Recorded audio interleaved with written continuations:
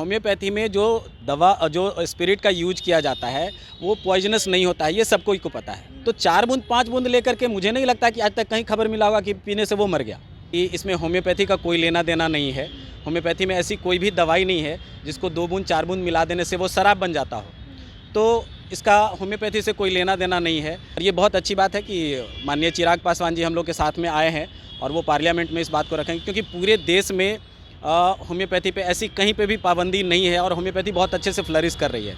बिहार में ही ये सारी समस्याएं आ रही है। तो माननीय मुख्यमंत्री जी से अनुरोध करता हूं कि इसको गंभीरता से लें और हम होम्योपैथी की जो गरिमा है उसको बचाने का प्रयास करें। बिहार में अगर हम बात करें तो बहुत कमी है। कुछ वर्ष पहले यहाँ पे आयुष चिकित्सकों के लिए बहाली आई थी, 3270 आयुष चिकित्सकों की, जिसमें आयुर्वेदा, यूनानी, होम्योपैथी ये सब थे। और वो बहाली आज भी लंबित है। उस पर बहुत सारे कोर्ट केस भी, मैटर कोर्ट में चला गया जहाँ तक मुझे पता है।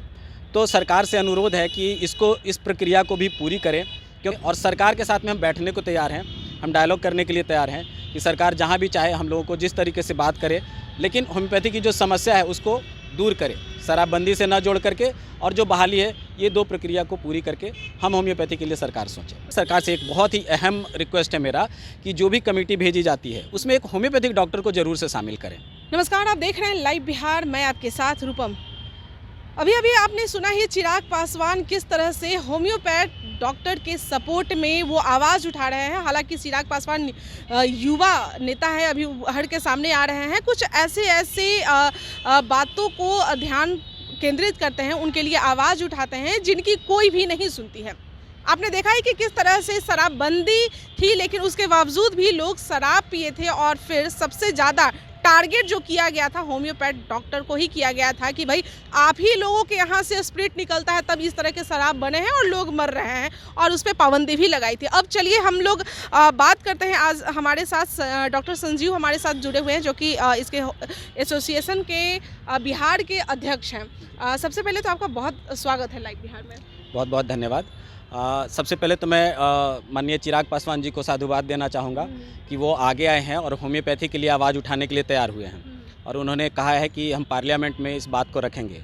तो आज जो उनको बोला गया है 2 बातों को लेकर के, जैसा कि आपने भी अभी बताया, एक तो शराबबंदी के तहत जो सिवान में जो कांड हुआ और जो होम्योपैथी के ऊपर में आरोप लगे।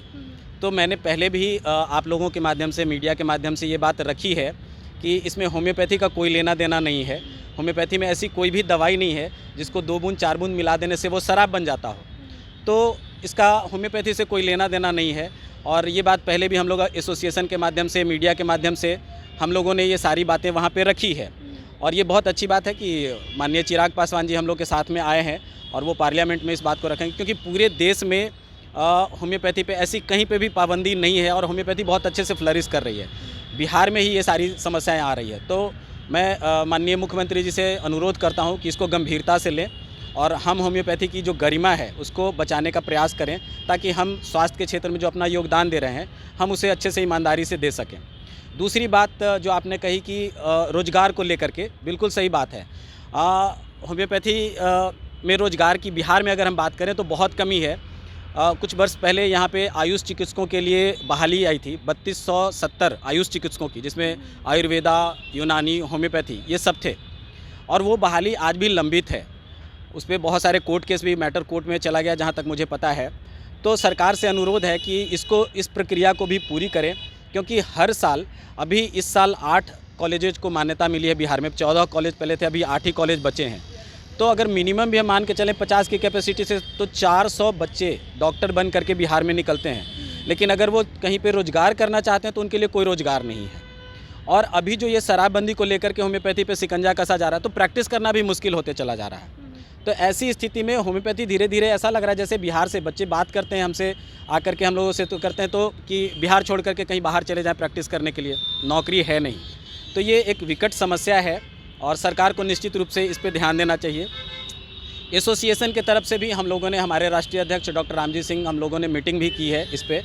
अभी 4 और 5 को हमारी मीटिंग थी बंगाल में, जहाँ पे देश भर के जितने भी होम्योपैथिक एसोसिएशन से जुड़े हुए जो लीडर हमारे हैं, जो शुभचिंतक हैं, वो सब लोग थे। और हम सब ने मिल करके वहाँ पे एक डिसीजन लिया है कि जो बेस्ट हो सकेगा वो हम देंगे, और सरकार के साथ में हम बैठने को तैयार हैं, हम डायलॉग करने के लिए तैयार हैं कि सरकार जहाँ भी चाहे हम लोगों को जिस तरीके से बात करे, लेकिन होम्योपैथी की जो समस्या है उसको दूर करे, शराबबंदी से ना जोड़ करके, और जो बहाली है ये 2 प्रक्रिया को पूरी करके हम होम्योपैथी के लिए सरकार सोचें। मतलब आप सरकार को बैठकर उन्हें समझाइएगा कि भाई शराबबंदी है, तो जो लोग शराब पी रहे हैं, जो चालू कर रहे हैं, जो मतलब गलत शराब बना रहे हैं, उसका आरोप हम पे ना लगाएं। बिल्कुल, बिल्कुल, क्योंकि होम्योपैथी का इससे कोई लेना देना है नहीं।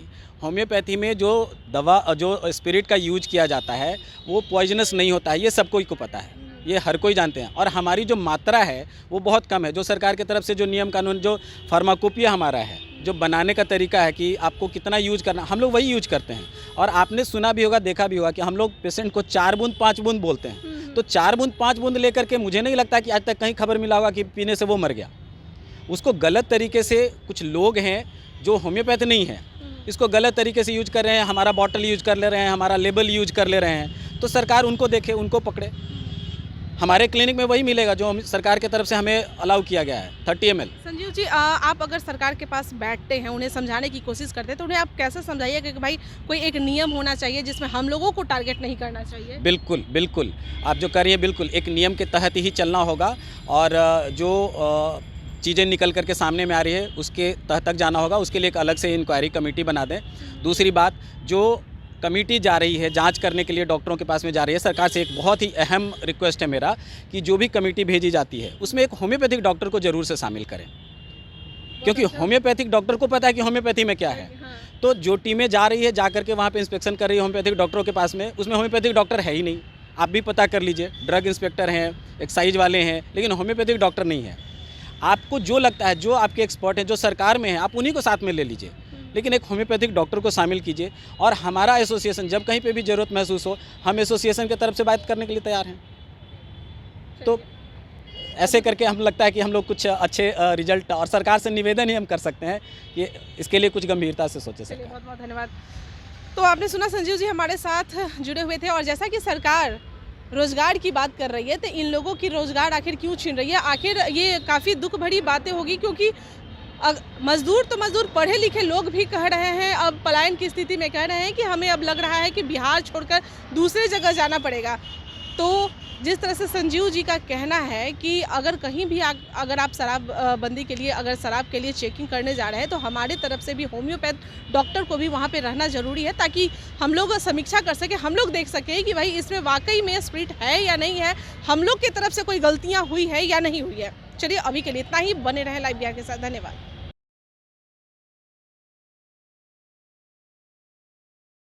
लाइव बिहार यूट्यूब पर सब्सक्राइब और फेसबुक पर लाइक जरूर करें।